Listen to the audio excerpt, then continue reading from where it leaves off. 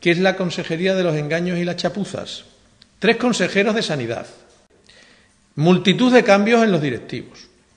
Los psiquiátricos con problemas laborales todos los días en la prensa. Los hospitales con falta de materiales.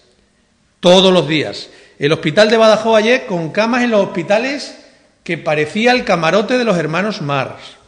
La renta básica, un fracaso rotundo del señor Monago y del señor Carrón. La dependencia, solo hay que escuchar a los familiares de los dependientes. Y la teleasistencia ha desaparecido y se la han dado a un amigo que estuvo dirigiendo el SES hasta hace unos días. La Consejería de las Chapuzas y de los Engaños.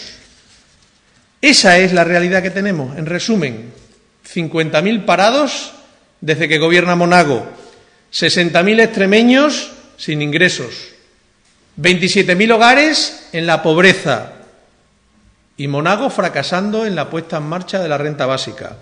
Y ahora presenta unas ayudas urgentes que son las mismas que existían antes con las AISES, pero con bastante menos prestación económica. Ahora solo podrán acceder a 1.065 euros, cuanto antes se podía acceder hasta los 8.700 euros. Colapsarán de nuevo los servicios sociales de base y será un nuevo fracaso y un nuevo engaño.